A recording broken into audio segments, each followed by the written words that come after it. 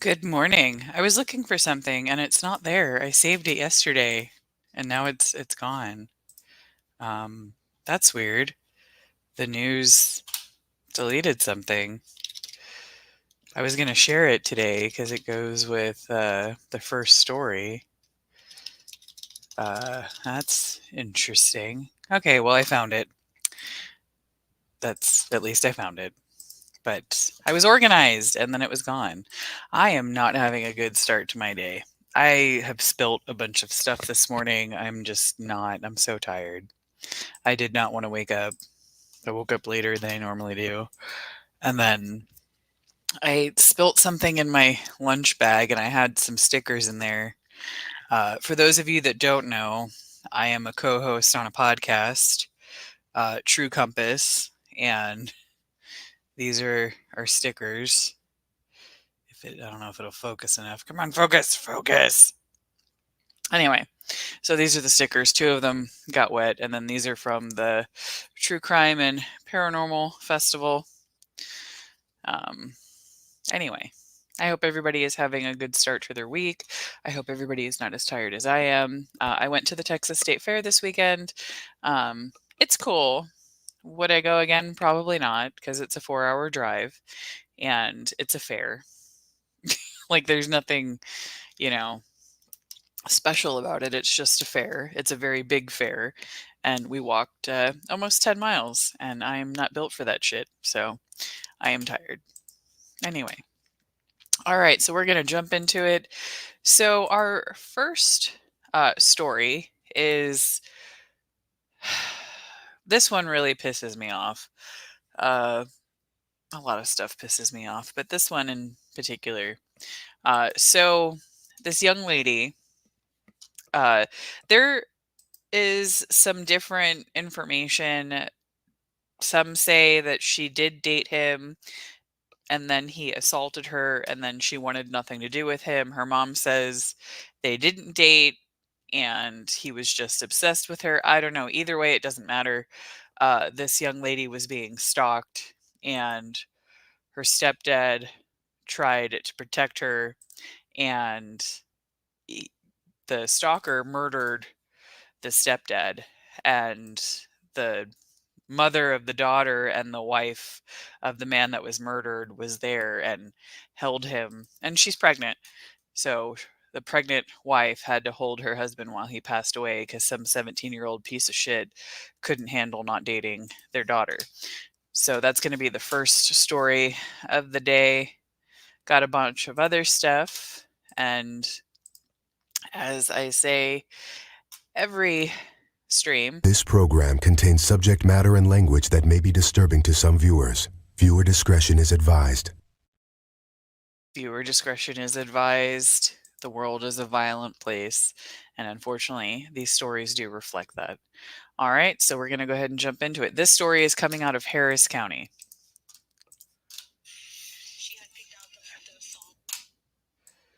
Let's see. I got to share the screen. That would help. Share the screen. And put the audio in my headphones. Here we go. She had picked out the song that she wanted for the father-daughter dance. And she's not going to be able to do any of that. A family is left without a husband and father after Osvaldo Casas was shot dead outside their home. His widow left grieving while waiting for those responsible to be brought to justice. Thank you for joining us tonight. I'm Bill Barajas. 17-year-old Christian Martinez is charged with murdering Casas, the stepfather of his girlfriend. He was supposed to see a judge tonight, but things didn't go as scheduled. There was apparently trouble behind the scenes. KPRC2 investigator Joe Eisenbaum picked up the story from the downtown jail. This 17-year-old kid, actually a senior in high school, is charged as an adult, charged with murder. But he wasn't in court today. He missed that appearance because apparently there'd been an altercation. The defendant was disruptive and therefore is not present in the courtroom. It's really the least of 17-year-old Christian Martinez's problems. The young man who lives with his parents and cuts hair on the side is accused of shooting and killing the stepfather of a 16-year-old girl. Martinez had dated that girl briefly, say prosecutors. The daughter stopped seeing this defendant after the defendant assaulted and unlawfully restrained her. Defendant repeatedly called the daughter until she blocked the defendant's phone number. The harassment continued, say court documents, and on August 10th, Osvaldo Casas, concerned for his family's safety, checked who was outside his house. Moments after this footage, Casas was shot and killed right in front of his home. His wife was 8 months pregnant at the time. And it's just not the same. He missed out on the birth. He was so excited. And Orlando will never get to meet his dad. And he never got to meet Orlando. Because Christian is just one of the people responsible. I believe there's about 2 more that still need to be held accountable. One other interesting and perhaps important point is that on court paperwork, Martinez, the suspect, is actually listed as a co-defendant. And the prosecution says someone else may have been with him that night. Downtown, I'm Joel Eisenbaum, KPR. So it gets worse. So for whatever reason, the media has pulled the videos from yesterday. I cannot find a video anywhere. He did appear in court yesterday, and look what this piece of shit did. And I know, I don't know this person, shouldn't judge, blah, blah, blah, but this I'm judging this kid on. Like, he is being such a piece of shit. So he did appear in court yesterday. He blew kisses at the family of the man that he murdered. I don't know where the video is, but look at him. He blew kisses at the family. And he's only 17 years old. So for once, they did increase the bond. The bond was $200,000. They increased the bond to $2 million. This is almost unheard of that they're doing this. So I guess the judges see like, there's something wrong with this kid. No, he does not need to be out. So, yep, it went from 200,000 to 2 million. Nope, excuse me. I just burped. It's unclear who it was directed at. He was not blowing kisses at his family. Come on. Do you really think this was to his family? Was he blowing kisses to his family or the victim's family? Pretty sure he was doing this to intimidate the victim's family. And the girl did dream signals. No, thank you. No. What? I just wanted to click out of the ad. Okay. Anyway, he's a coward. The young lady did the right thing. She got away from him the second he gave any red flags, and then he couldn't accept that. And then murdered somebody. So the stepdad was 4 years younger than me, 1987. So he was in his late 30s, and he was having a baby. I hope I hope that he's charged as an adult, and I hope that they make it a capital crime. I don't know. I wish we had the video, but they've pulled it from everywhere. I have no idea why. That's weird because it was just up last night because I saved it last night. I messaged it to myself. But yeah, we're going to keep an eye on this because, yeah, fuck him. I hate him. Like, it's so ridiculous. I don't know what the hell is going on with. I say this every day. I say this every single morning. I don't know what the hell is going on with these kids. I really don't, because every single story has some teenagers doing some wild shit. There was a mass shooting in Philadelphia. There was 5 people killed in Fall City, so that's the Seattle area, and a teenager is in custody in that.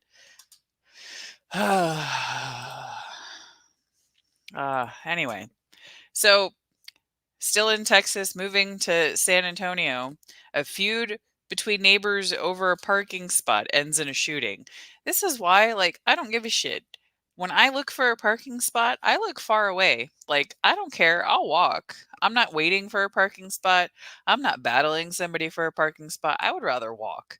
I don't need to be that close. It's going to save me, what, 2 minutes? I'm good. It's hot. Like, it's not hot right now, but it's normally hot. I'll be okay for a minute. Like, nope. And like the other day when we were driving to Dallas, this truck was like on our ass and like kept trying to pass us, but there was no way to pass. And I was like, oh my God. And I was telling my roommate, like, just don't engage. It's not you. I'm not worried about you. It's the other vehicles that I'm worried about. Like, I was like, please don't honk your horn. Just don't interact at all. Good morning, Disney nerd, Amanda, Chinny, Melissa. I think I said Amanda already. I'm not, like I said, I'm not fully awake at all. I'm still tired. All right, so let's see the news story in San Antonio fighting over a parking spot.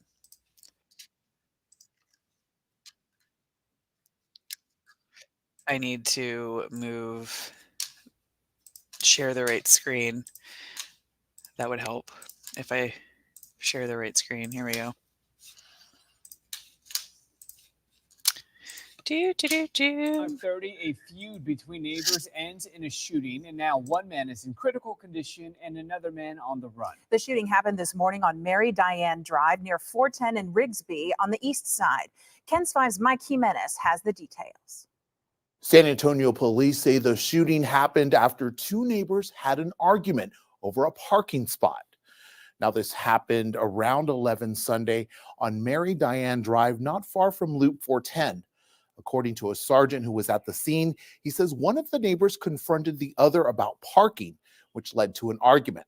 That's when police say one of the neighbors pulled out a gun and fired 4 or 5 shots. Police say one of the neighbors was hit and was taken to the hospital in life-threatening condition. According to police, the man who shot the neighbor took off. Police did search for the suspect, but he was not immediately found in the area and is still on the run. Mike Jimenez, KENS 5. A former Clark County elected. Yeah, and they know where you live, sir. You're on the run, but you shot your neighbor. They know where you live. So good luck with that. So in Las Vegas, a politician murdered a journalist. I know that those two don't get along a lot of the times, but that's a bit much. So he was served 28 years to life for that murder. An official is sentenced to life in prison with a chance for parole. Robert Tellis was convicted in late August for stabbing former Las Vegas Review-Journal reporter Jeff Gehrman to death. And today was Tellis's sentencing, and he did speak before he learned his fate. Fox 5's Victoria Saha has been following this case since the beginning and was in the courtroom today. And Victoria joins us now in studio with what he had to say. Victoria? Today's sentencing of 28 years didn't come off as a huge surprise since the jury in this murder trial already recommended Tellis serve 20 years. But there were other enhancements the judge had to take into consideration, such as use of a deadly weapon and murder of a person 60 years or older. The family has my deepest condolences. Condolences, but not a confession from the county official turned convicted killer. The desire to seek justice and have somebody accountable for this.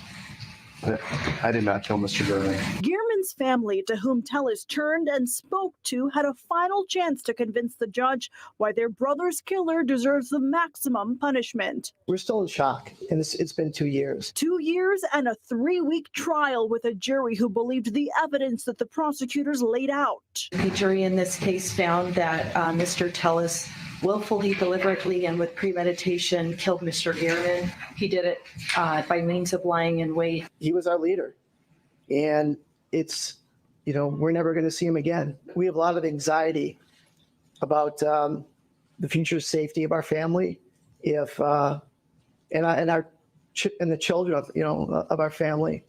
If Robert Tellis were to be released after just 20 years of incarceration. After hearing both sides, it was enough for the judge to hand down her sentence of 28 years to life. Outside the courtroom, Tellis' defense attorney Robert Draskovich addressing the media and what his client had to say in court. His statement could have been much worse today. I think it was good for him that he expressed remorse of Mr. Gehrman's passing, although obviously he didn't take responsibility of it, which again is his right. It's also Tellis' right to appeal, which is where this case is going next. So Robert Draskovich withdrew himself from the case today after the sentencing, and now the appeals process will be in the hands of the public defender's office. John? Victoria.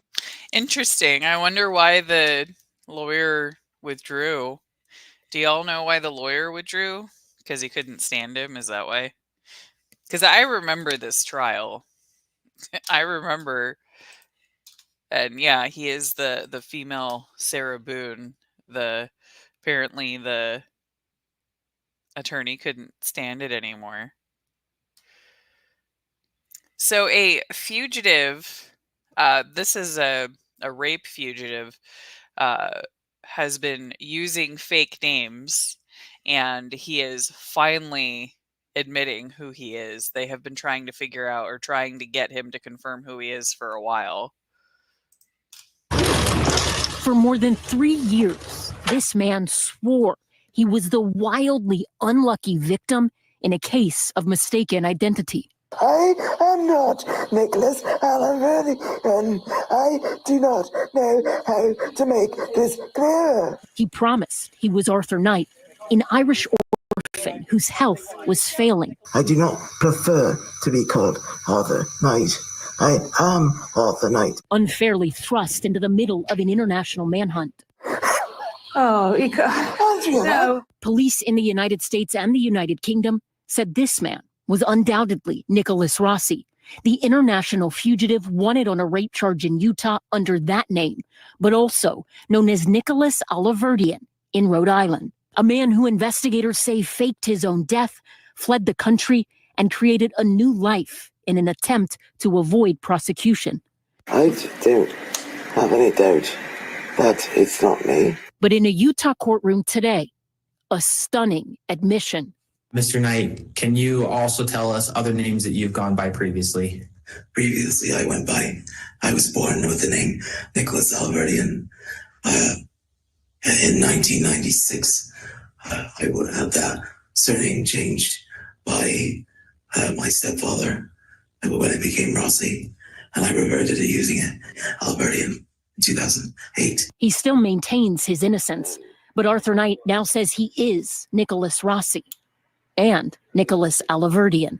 I also felt a duty to honor my Armenian heritage. Authorities initially identified him as someone other than Arthur Knight after he was hospitalized for COVID-19 in Scotland. Hospital workers reportedly noticed his distinctive tattoos included in an Interpol arrest warrant and contacted local police. But Arthur, or Nicholas, claimed those tattoos did not prove anything.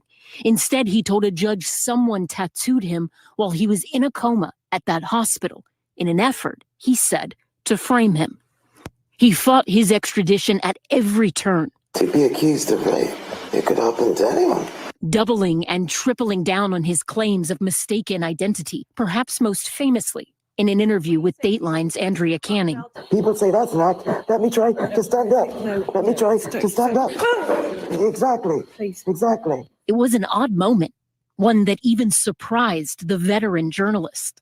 That was probably the weirdest moment I've ever had in an interview, where he just suddenly is showing me, how unstable he is and how sick he is, and he's falling. And then his wife is saying that's a low blow, that I'm even questioning it, and he's supposedly on oxygen. It was just bizarre. In November of 2022, a Scottish court ruled there was overwhelming evidence that the man arrested in the Glasgow hospital was the fugitive U.S. authorities were searching for. That Mr. Knight is indeed Nicholas Rossi. And that's how we got here. Previously, I was born with the name Nicholas Alverdian. Nicholas Alaverdian, or Nicholas Rossi, or Arthur Knight, back on U.S. soil answering to rape charges in 2 Utah counties, after a second woman came forward when the case made international headlines. His identity is confirmed. His British accent is seemingly gone. But the pain of his alleged actions is far from resolved. I think the fact that now he's facing the music is just a big deal for these women and anyone who says they've been conned by Nicholas Alaverdian. Ellison Barber joins us now. Ellison, this is such a strange story. The guy was clearly a master of disguise.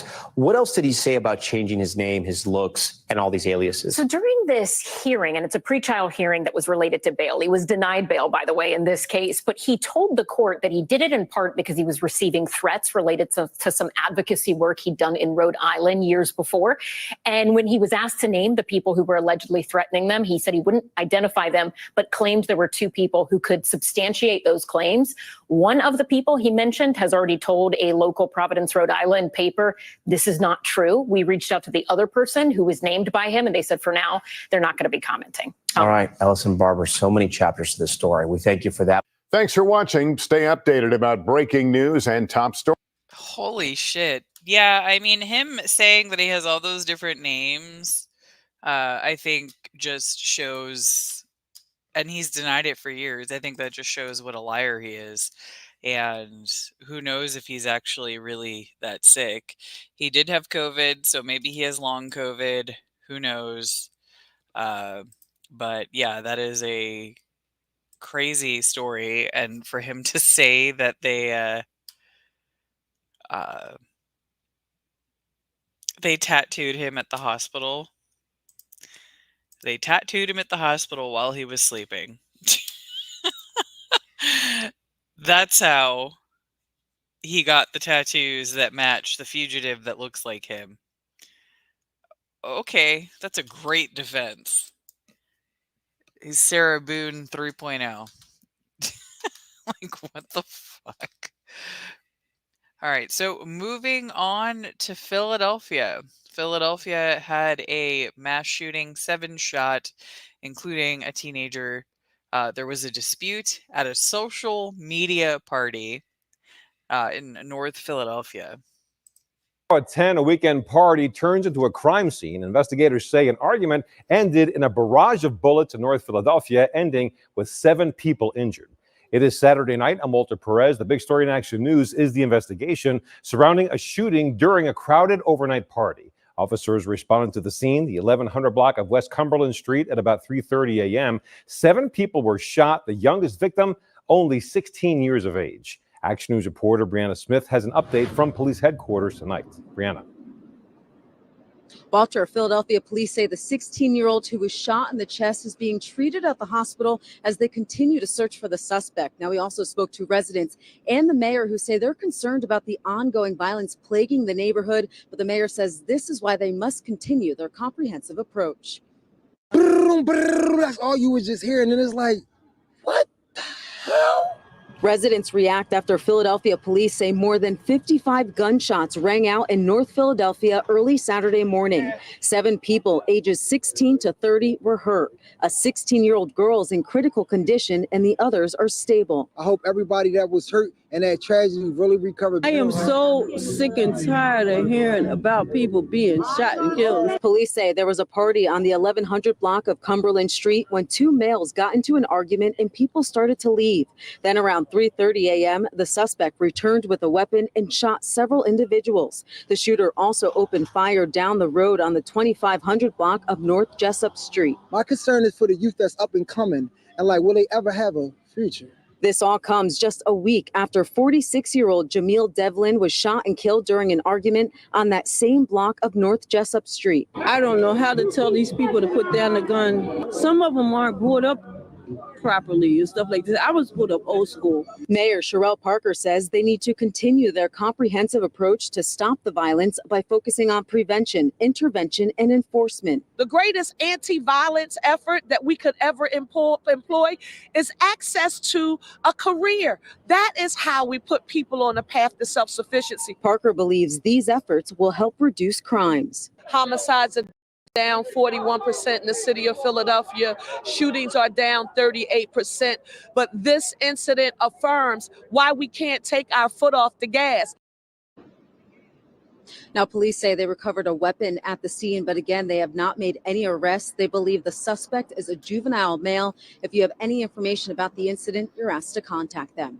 Reporting outside Philadelphia Police Headquarters, Brianna Smith for Action News at 10 on PHL 17. Walter? Thank you, Brianna. Tonight, police are searching. Okay, that was an odd cut. Anyway, that was yeah, there's so many shootings, and I don't know if giving those kids job training is gonna fix it. So part of the thing that I hate about crime statistics is like they're like, oh, we're down this amount, but I mean, you're down from the previous year, but it's still up from a few years ago because we spiked. So I don't want to hear that it's down until we reach where we were at before the pandemic, because we're still higher than we have been in 30 plus years. So, but then, you know, if you say that, you're fear mongering and blah, blah, blah. You know, I've been called a lot of things because of I don't agree with the way that they distribute crime information, but I digress. All right, so we're going to touch base on a homicide in Montana. They had initially reported that this man was killed by a bear. He was not killed by a bear. They tried to make it look like he was killed by a bear. And then we're going to move to Brooklyn. A man was stabbed in the eye inside the Brooklyn subway. Yeah, I won't take the subway. I took it once when I went with a friend of mine, but I went with a guy friend of mine. Every time I've been to New York, my friend and I always take Uber. And she bought a Mini Cooper for parking. So, you know, because it's little, it's easier to park. But she lives in Queens. All right. So this video for the one in Montana is pretty quick. Let's see where they're at with this. Turning to a disturbing story out of Montana tonight, a 911 caller reported his friend was killed by a bear inside his tent, but tonight police believe he was brutally murdered instead. According to CBS, 35-year-old Dustin Jersom was found dead in his tent this weekend near Big Sky, Montana. His friend grew concerned after Dustin did not check in and then went to his campsite. After finding his body, he called first responders saying Dustin seemed to have been mauled by a bear. However, upon investigation, officials found no sign of a bear attack, but believe Dustin was hacked to death. Now law enforcement is warning people in that area to remain vigilant as they search for a suspect. And with a terrifying story in Brooklyn, a commuter waiting for the R train at the Bay Ridge Avenue station is attacked at random. Tonight, the attacker still on the run and the commuter stabbed in the eye may never see out of that eye again. Here's Eyewitness News reporter Anthony Carlo. Up until Thursday, 30-year-old Nadal Kafaya could see a bright future ahead. Now he's not even sure he'll see again out of one of his eyes. He literally was stabbed in the eye, yeah.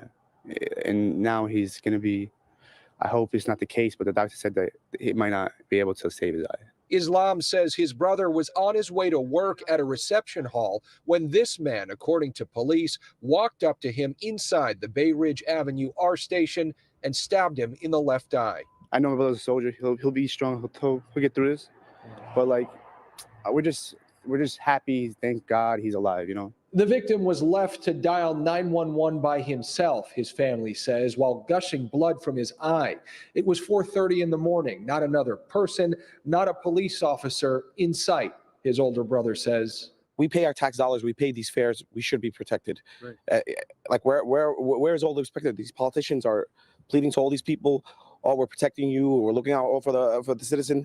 But it doesn't seem like that. Police say the suspect, who you see here jumping the turnstile, took off on the subway after the heartless attack and hasn't been found. Kafaya underwent emergency surgery. His orbital damaged. His optic nerve severed.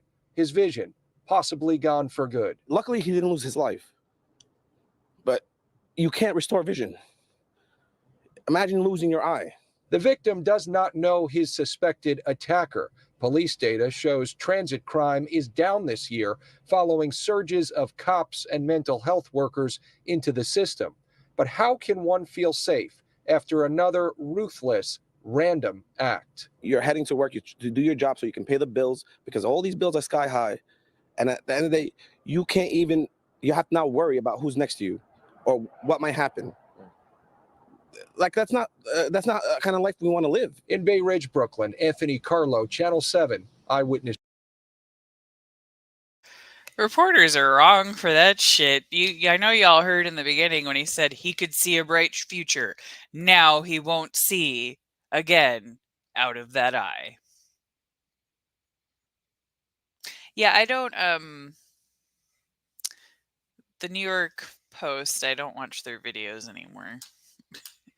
I'm not, their stuff is too, I can't think of the word. I'm not awake yet. It's not sensationalized, it's skewed. But anyway, let me reload this page because I just messed with my playlist. With a terrifying story in Brooklyn. All right. So, lots of executions the last few months, but the most recent execution was halted. So bias. Thank you, Tokyo. They're biased. That's what I wanted. Thank you. They're biased. The New York Post is a bit biased. So I like news that doesn't like interject, other stuff into it. And because I try to keep this politically neutral. I don't want to argue with people about politics. I'm not getting into all that shit. So the New York Post makes it really hard when I share their videos. So no. All right. So Robert Robertson was supposed to be executed in Texas, but a bunch of politicians and doctors and all these people started speaking out. And at the very last minute, the execution was halted. A Texas judge halted it, and then the Supreme Court overruled that, but it's still paused. So he's about to appear in front of lawmakers after the execution was paused, and they're going to look at the new evidence and testify and all that stuff. I'm normally all for the death penalty, especially when people admit what they've done and, stuff like that. This one I didn't feel good about. So I would rather them, look into the evidence and make sure that it was shaken baby syndrome and not pneumonia for his daughter dying. Because apparently the science that they determined that it was shaken baby syndrome has changed. I have no idea. I don't know anything about that, but we're going to watch a quick clip on Robert Robertson. I always wonder if parents do that intentionally when their last name's like Robertson or Thompson and they name them like Tommy Thompson or Robert Robertson. Like, was that your thought process? You wanted their name to rhyme but anyway. 6:02 is your time. A last-minute legal battle between Texas lawmakers and the court systems means one Texas death row inmate's execution is still on hold. But for how long really remains a mystery. Robert Robertson is accused of killing his 2-year-old daughter more than 20 years ago. He'll have to appear before Texas lawmakers later this afternoon. KBU's Malia Masamoto has been following this case. And Malia, do we know yet, will he be able to appear in person this morning for this hearing? Well, Rob and Yvonne, late last week, we heard from Robertson's attorneys who said he would be appearing here in person, but in a new letter that was obtained by the Dallas Morning News from the Attorney General's office, they said he would only be appearing remotely today at the Texas House Committee on a Criminal Jurisprudence hearing. Now, state lawmakers made this last-minute subpoena to Robertson just hours before his scheduled execution last week. At the center of Robertson's case is the theory that his daughter died as a result of the shaken baby syndrome back in 2002. Now, those who stand by the conviction say there were other signs of abuse in the case, but those fighting it say since the shaken baby syndrome theory has been debunked, the state's junk science law should force it to be reconsidered. Texas state lawmakers are concerned in Robertson's case, the courts have not been correctly applying this law. I mean, the man's life literally is hanging in the balance at this very moment. Depending on how this case is ultimately resolved and what we learn Monday, there may be the need for the legislature to take swift, bold, and decisive action to make sure that our laws are not being thwarted by the courts.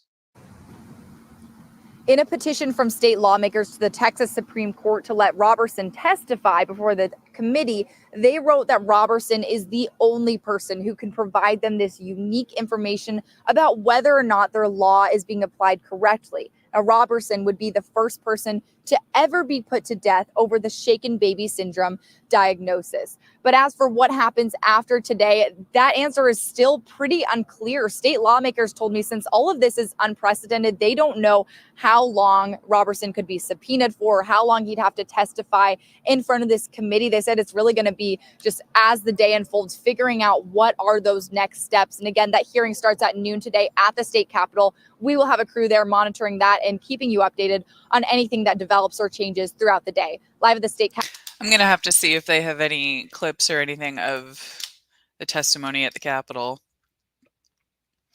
All right. So the other story that I had mentioned about another mass shooting. So this is in Fall City. So a teen was arrested. They're in custody after 5 people were found dead. We can tell you investigators have been out here for about 12 hours. Once you look down this road, you can see where a white tent is. That's close to where deputies were called in this morning. They say that's where this tragedy unfolded.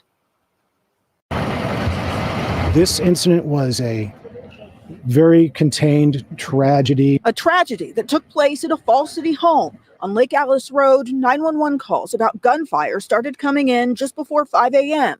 When King County Sheriff's deputies arrived, they found 5 people dead. These included 2 adults and 3 juveniles. Deputy Mike Mellis says an arrest was made. They immediately took one young male, teenage male, into custody.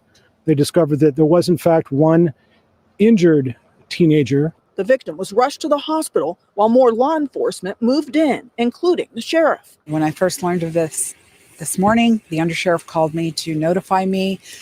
Very, very sad, very disturbed. They were always over my house. You know, we were next door, so the kids would come over. Neighbors say they woke up to this crime scene and the devastating news. I just in total shock. I keep bursting into tears. That's why I have to go to my daughter's house, because I can't be there on my own. And I just keep seeing their faces and those children. It's beyond belief. And we've gotten to know some of the kids that unfortunately lived at the home, and the younger kids, especially the sweetest children.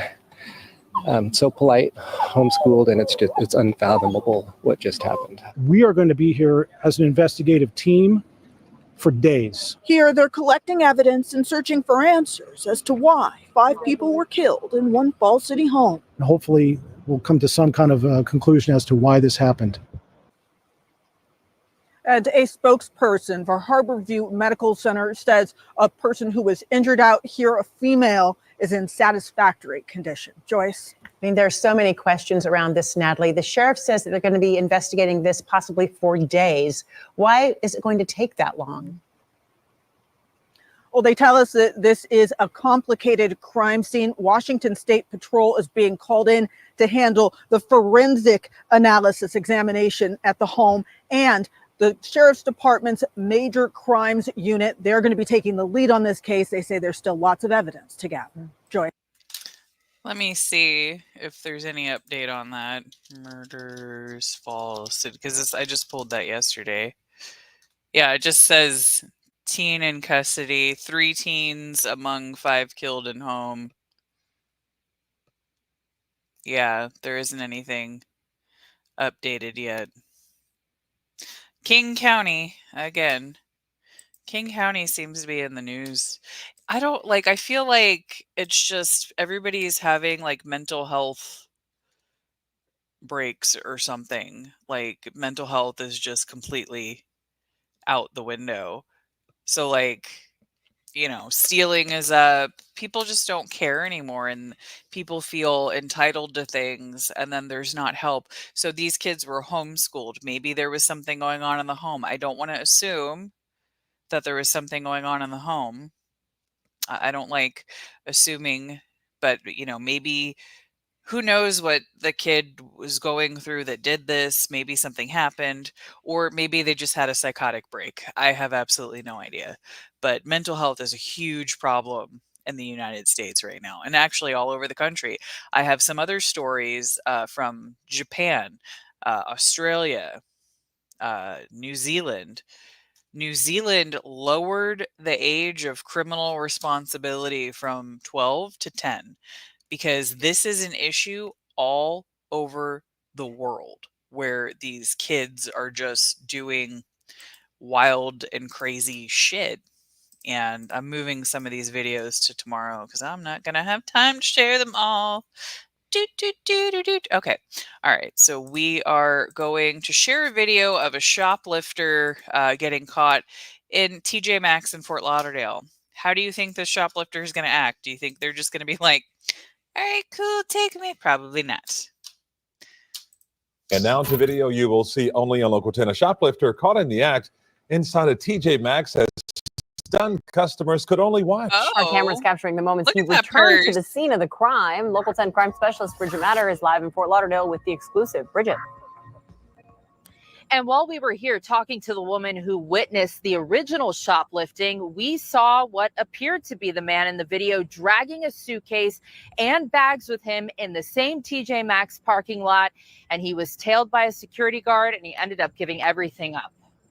Caught red-handed. This guy is filling up a suitcase with all these purses. Ashley Ryer was shopping at this TJ Maxx off Cordova Road in Fort Lauderdale Tuesday afternoon when she says she started recording a man stuffing a suitcase with merchandise. The manager proceeds to come up and says, really, you're going to do this right in front of us? The man then walks out of the store. Hours later, we saw the same man in that TJ Maxx parking lot with a large suitcase and duffel bags and security on his tail. What the fuck?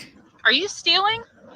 Where's Are you the stealing from the cops? store? I gotta get the stuff from you. The security guard asking the man to give up the stuff. Eventually, he does give it up, handing everything over to her. The man then walks away. Ryer says she called police but did not see them show up. Local 10 reached out to Fort Lauderdale police for an update. I was shocked.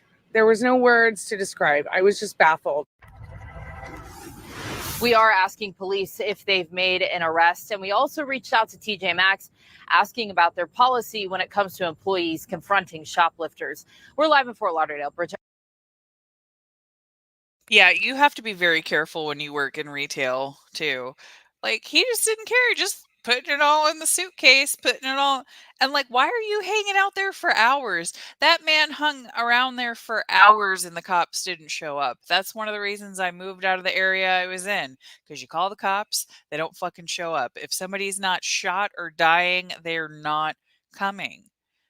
Most police forces have lower amounts of police. There's more violent crime happening and those are going to get priority. So they know exactly. They know nothing will happen. I can't believe that he gave the stuff back. Why? Nothing's going to happen to you. Just keep your shit. You went through all of that to just give it back? Maybe there's something wrong with him. Maybe he's not mentally I don't know. I have no idea. So, going to show a video from New Zealand talking about changing the age of criminal responsibility from 12 to 10. That is in most areas where 10 is where they will charge people or children. Because if you're under the age of 10, they won't charge you with, like, if you kill somebody and that kind of stuff. But it seems like children are doing more stuff that they feel that it's necessary to lower that age. What 12-year-olds? They're trying to arrest 12-year-olds because it's getting that bad. I'm so glad I don't have kids. I'm so glad I don't have children. Like, yeah, I'm speechless. I'm gonna stop. 2 years ago, the NT made history as Australia's first jurisdiction to raise the minimum age children could be charged with a crime from 10 to 12. Today, the reversal of that change, another historic first. I know because I've done a lot of research in some of these children. It's worked in the child protection system for 20 years in the Northern Territory. It's a bloody national crime shame. The government fast-tracking the legislation to amend the criminal code. The change will deliver a second package of election pledges after new bail laws, known as Declan's Law, passed last night. Normally, even if you pass something on urgency, you have a day or two to actually see what the legislation is and then be able to make an informed decision. The Chief Minister, unapologetic. We have an obligation to deliver the government we promised Territorians we would be, and I'm very proud to leave a team that is getting on with the job. The Chief says the change will allow government agencies to intervene early with no detail on how that would happen. We have discretion about what action we take. That could be a caution, it could be youth diversion, it could be a charge. The opposition leader against the move. It is a dark day for the Northern Territory to be going steps backwards in time. But cautiously supporting 2 more amendments to the criminal code to create standalone offences for ram raids and boasting about crime on social media. The Chief Minister has moved swiftly in the first week of Parliament to enact her government's promised community safety plan, but she stopped short of staking her political future on reducing rates of crime in the NT. If at the end of your term, crime rates haven't decreased, will you follow suit and resign? My commitment to Territorians has been crystal clear. We will reduce crime, rebuild our economy and restore our lifestyle. And in 4 years' time, I encourage every Territorian to judge us on our actions. Promised mandatory sentencing and public nuisance drinking laws will be on the agenda when Parliament resumes next week. Lillian Rangia, ABC News. The one lady, it's a dark day. Blur, blur, blur. Yeah, it's a dark day, but there's a reason why it has to be like that. We didn't make that. It's like that because the children are doing shit. And even Australia is having issues with criminals with guns. And Australia, it has really strict gun laws. So the next video is a man opening fire on police, which isn't something that happens as often, but it does happen. What started as a low-speed car chase suddenly took a far more dangerous turn. A driver firing a volley of bullets at police shooting in congested Friday night traffic. Around 6:40, police began tracking a stolen Suzuki Vitara in Browns Plains. An hour later, tyre spikes brought the vehicle to a stop and police moved in. Samuel Field was among the passers-by who then heard shots ring out. I don't know what would be going through your mind as a copper in that situation. As the chase continued. I was definitely frightened. I was worried someone was hurt or shot. Surely with how many shots were fired, there might have been a stray bullet. Around 8:20, the Suzuki was abandoned at Hillcrest with the driver switching to a stolen Kia Cerato. 20 minutes later, that car arrived at the house in Crestmead. Police set up an exclusion zone, opening fire just before 1. His behaviour was very concerning and his actions were very dangerous towards the public and the police involved. With officers' guns drawn, the man had agreed to surrender. But they did. after he allegedly pointed his gun at them. It will be alleged that the offender almost shot police at point-blank range. The man taken to hospital with life-threatening injuries. At the scene today, bullet holes in windows, police searching for clues, and the alleged gunman's family frustrated. Is your son okay? Are you able to tell us anything at all? 7 News understands he was already well known to police. The actions of the officers involved are now also under scrutiny. The Professional Standards Command examining whether shooting the man was necessary. The union not only insists it was, Police should be commended and consideration be given for bravery. Believing it was their expertise and sheer luck that prevented this from turning deadly. The man remains in hospital under guard in a critical but stable condition. Police haven't yet had a chance to speak with him at length about what's happened, but he can expect to face some very serious charges once his health improves. The police union has declared this one of the most dangerous incidents in Queensland in recent times. Sam? Michael Hammond at Wollongabba, thank you.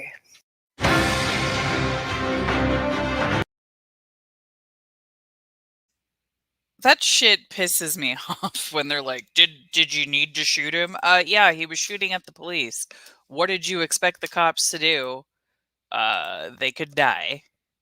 All right, so I have 2 more videos, and then that's going to be it for today. So the next one is Japan. And then I have a dog, of course. A series of recent crimes around Tokyo have involved part-time workers recruited on social media. The suspects are usually young people. They were promised high pay for easy work, but instead found themselves committing acts of theft and even violence. This house in Chiba Prefecture's Ichikawa City was targeted on Thursday. A 72-year-old woman lives there with her daughter. The mother was out working at the time. Her daughter, who is in her 50s, was sleeping on the 2nd floor. She was assaulted and then briefly abducted.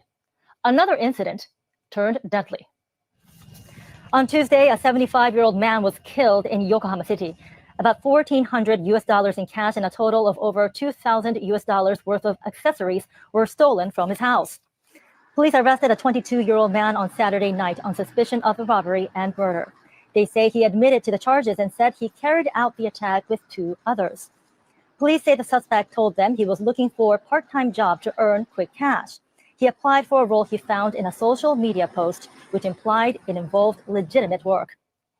The suspect had lived with his grandparents and his father, who is still struggling to understand how his son got involved.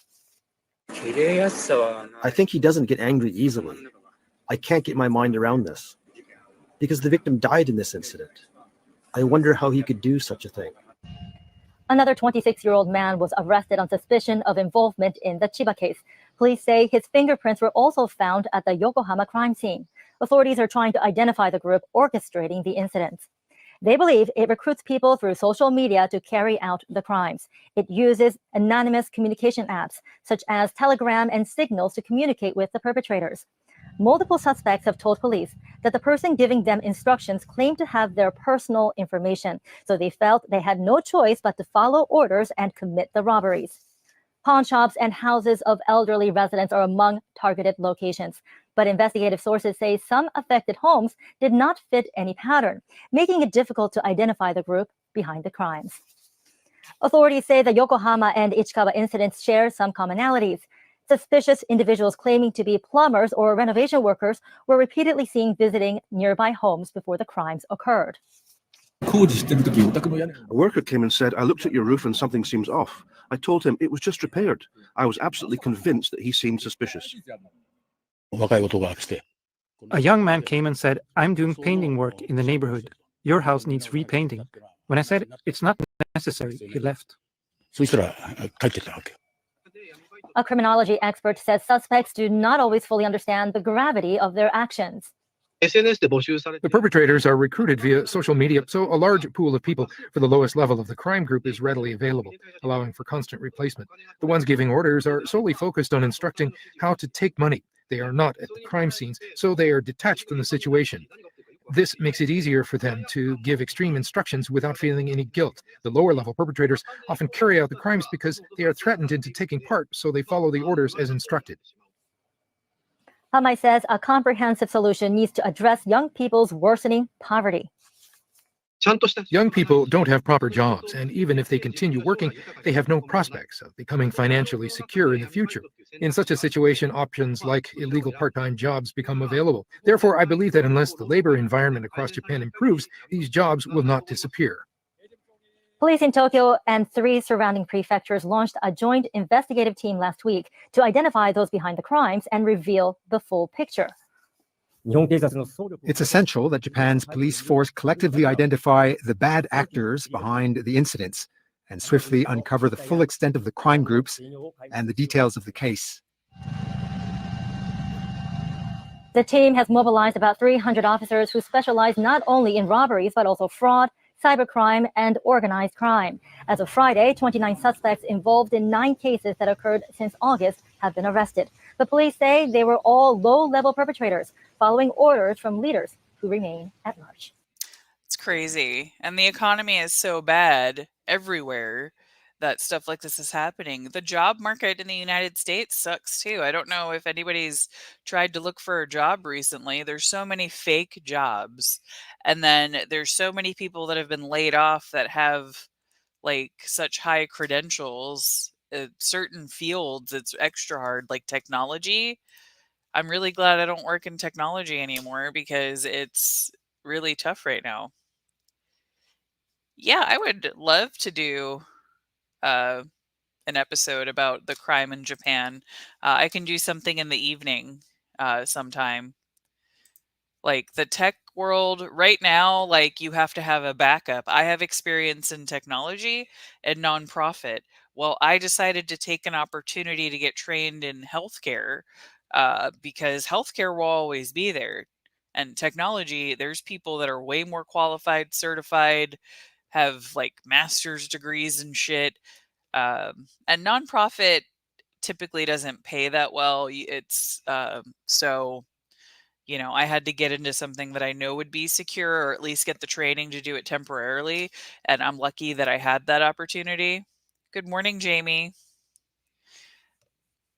Yeah, so Tokyo, we'll have to connect and we'll talk about that. I love Japan and Japanese culture, and I would love to dig into what's happening over in Japan. Typically, when I cover international stuff, it's Australia, but I found a Japanese news channel that had English, and I was like, okay, that's cool. Let's play that. All right, so I have my last video of the day, and of course, it is... Now to our series. A series.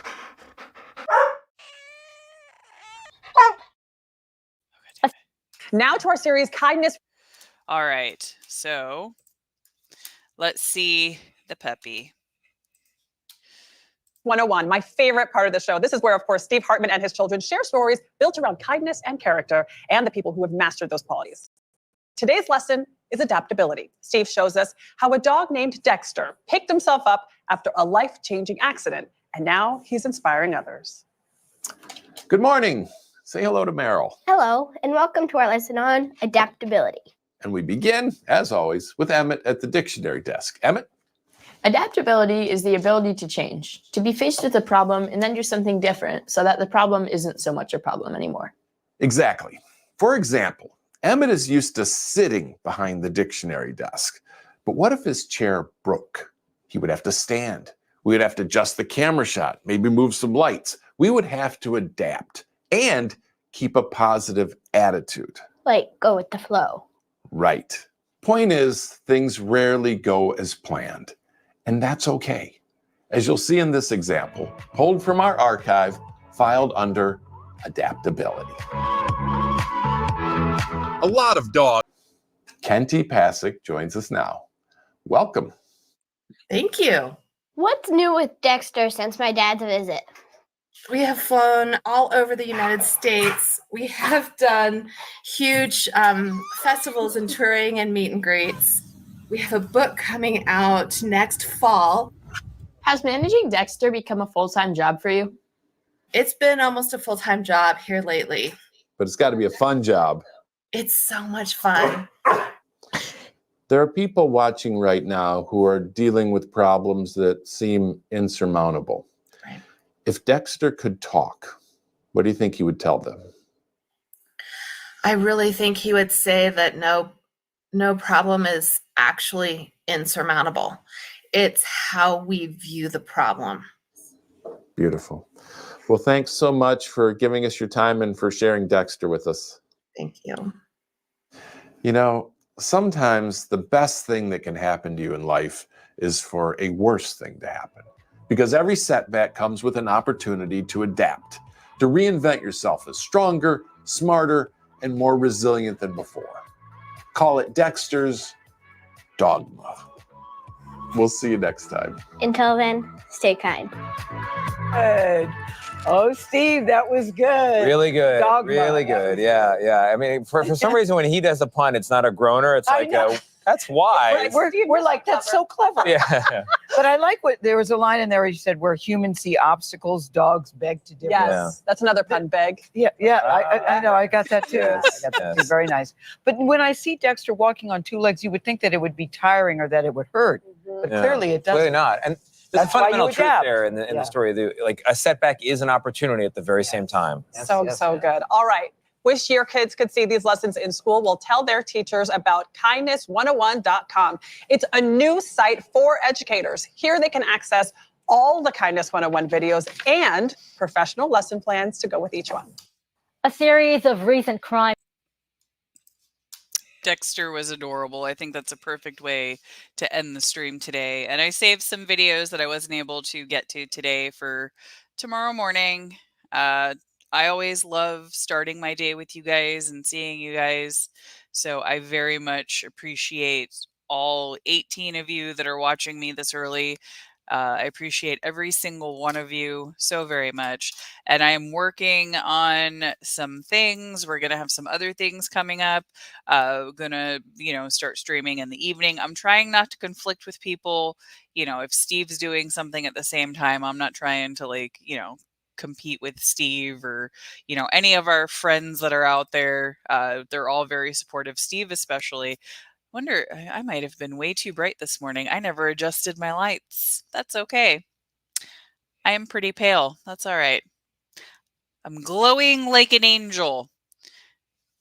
Hi, Krista. Good to see you.